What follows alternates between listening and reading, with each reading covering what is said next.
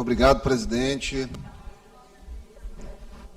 Subo à tribuna para tratar de alguns temas importantes. Um deles, como o deputado Amical falou muito bem aqui, é a questão do PL dito da misoginia, que foi comemorado, principalmente por senadoras da esquerda, em relação à tentativa de criminalizar discurso. Óbvio que todos sabem que o nosso mandato combate pedofilia, combate violência contra a mulher, combate, inclusive, violência processual contra as mulheres, contra as mães, que isso existe ainda no nosso Estado, no nosso país. Combate o uso inadequado da lei de alienação parental, inclusive, para que mães sejam muitas vezes afastadas dos seus filhos. Porém, o que o Senado fez ia criar um verdadeiro tumulto. Diferente do que a gente convenciona chamar de racismo, LGBTfobia, até mesmo a transfobia, que olha que no caso da transfobia já está sendo utilizado como um discurso, muitas vezes até para tentar auferir lucros em processo. Eu, por ter dito uma vez que criança trans não existe, por quê? Porque parto do fato que a biologia mostra que o cérebro desenvolve até 24, 25, 26 anos de idade. O próprio CID coloca lá como uma disforia de gênero. Então, só ao final dessa idade é possível que, de fato, uma pessoa se qualifique como uma pessoa trans. Fui processado por uma associação que tenta caçar níqueis numa ação civil pública, instado a pagar R$1 milhão de dano moral coletivo por ter dito que uma foto de crianças numa parada LGBT, crianças submetidas a esse tipo de situação, crianças trans não existem. Eu não disse que não existiam pessoas trans. Óbvio que existem, mas tem todo um caminho até aquilo ali acontecer. 2 a 3%, inclusive, das pessoas que, não obrigatoriamente toda pessoa trans, faz redesignação sexual, mas dos que fazem, 2, 3, 4, até 6%, tentam desfazer a cirurgia depois, voltar ao estado anterior, que causa uma mutilação extra ao organismo. Então, tem um monte de situações como essa. Em relação à misoginia, a mesma coisa. O conceito que foi colocado no tipo legal é muito amplo. A misoginia, ódio contra as mulheres. Quem vai dizer o que é ódio é um juiz ou uma juíza com suas crenças, é um desembargador, uma desembargadora, um ministro do STJ, um ministro do Supremo Tribunal Federal, que vai dizer, no entendimento dele, o que é misoginia. E pode acontecer, deputado Catulé, como aconteceu, de um tribunal de justiça, por exemplo, como em Minas Gerais, que colocou um casamento que era visivelmente um estupro de vulnerável e que ele deu ali como uma convivência, um período de 2 semanas, de uma criança com um traficante. Então, não está estabelecido na lei, de maneira taxativa, o tal do numerus clausus que eles falam no direito, de maneira muito bonita e latina, na raiz latina, de dizer de fato o que é o conceito. E toda vez que a gente incorre em tipos legislativos com conceitos amplos, a gente corre o risco de instrumentalização. A depender de quem é o acusado, vamos ter tratamentos diferentes do ponto de vista penal. E imaginar um tipo penal como esse, que muitas vezes, Jota, colocaria uma pessoa, por conta de um discurso, às vezes mal colocado, mal interpretado, do qual ele poderia eventualmente até se arrepender, não colocar a possibilidade de uma retratação, como existe na calúnia, que, independente da vontade do querelado, a retratação extingue a punibilidade, não colocar no tipo penal uma pena menor proporcional. Então, tudo isso aí foi colocado para criar um projeto de lei interessante para o ano da eleição. Tudo isso foi colocado de uma maneira eleitoreira e, portanto, que submete as pessoas a um cerceamento de discurso. Imagina a proliferação de Éricas Hiltons no país diante disso. Então, foi adequado essa supressão do PL da misoginia pela Câmara dos Deputados agora. Deixa isso mais para frente.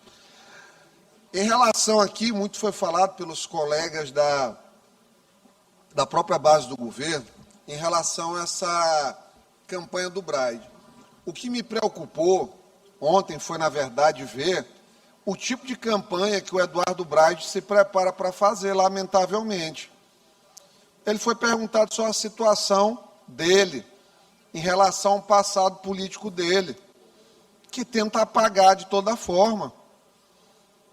Como é que ele respondeu à imprensa? Já com agressão, sugerindo que toda a imprensa que fizer uma pergunta da qual ele não goste, é uma imprensa que está alinhada, e aí ele, J. Pinto, joga para o governo do Estado, no colo do governador, a mesma historinha do tal do Gilson Coutrin.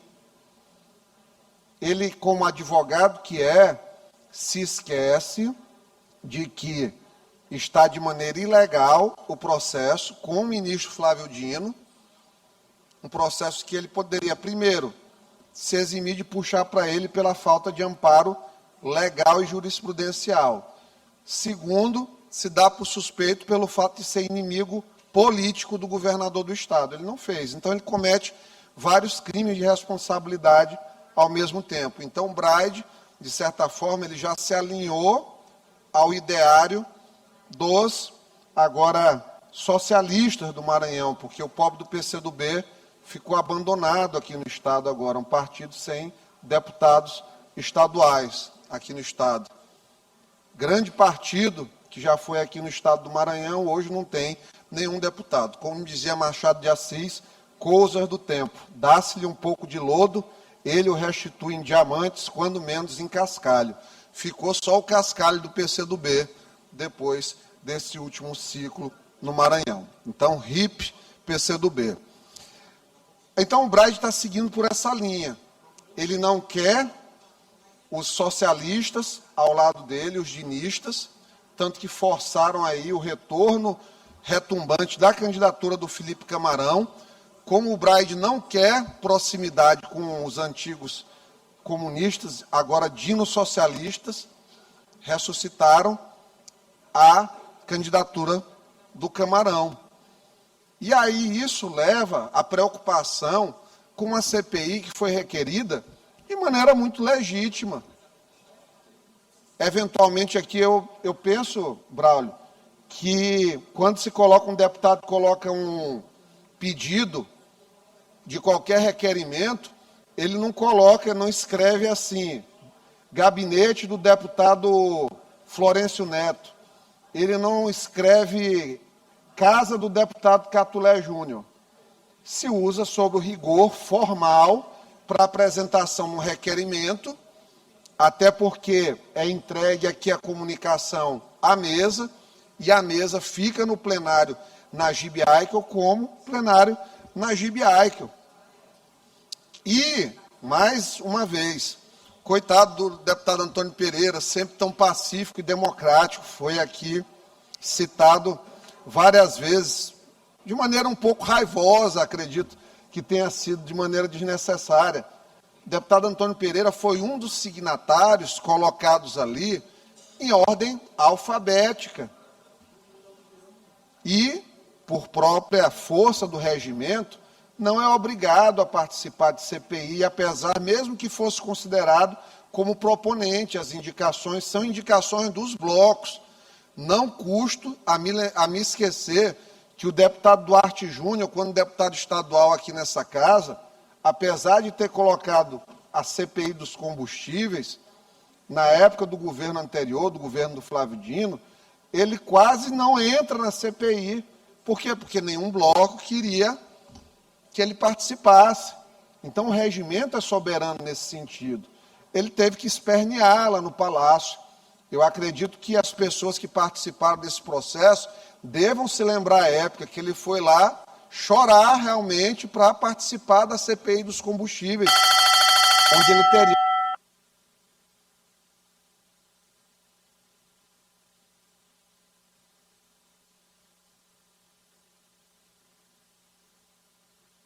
Libero o microfone para o deputado finalizar, por favor. Então, só para concluir, a CPI é um instrumento legítimo. E hoje, eu sei que ela pode incomodar, mas nós não podemos ir contra a utilização do instrumento e ficar judicializando tudo, que a gente sabe que as coisas muito provavelmente vão ser judicializadas na sequência. Mas a gente tem sempre que lembrar que o tempo é soberano na lei do retorno. Hoje, quem é contra uma CPI ser instalada e instaurada, lá na frente poderá precisar dela. Então, os institutos parlamentares que vêm sendo paulatinamente e progressivamente diminuídos, há aproximadamente 10 anos no Brasil, eu sugiro sempre que os colegas nunca tentem desmerecê-los, desconstituí-los, porque eles são expressão legítima, primeiro, das minorias. Nós só precisamos de 14 signatários dentro de uma CPI. Então, se você, que já é minoria, tenta descredibilizar um instituto das minorias, eu acho que você termina atirando no seu próprio pé. Então, às 15 horas de hoje, teremos a primeira reunião de instalação de trabalhos da CPI, com as pessoas regimentalmente, devidamente indicadas. Nós contamos com a participação dos colegas de maneira respeitosa, até porque não há nenhum intento de fazer a CPI um instrumento político, e sim de natureza técnica, que é o mais importante, e que tenhamos urbanidade, respeito aos trabalhos do parlamento e de quem eventualmente for colocado como presidente dessa comissão. Então, muito obrigado, meu presidente, pelo tempo extra e desejo a todos um ótimo dia.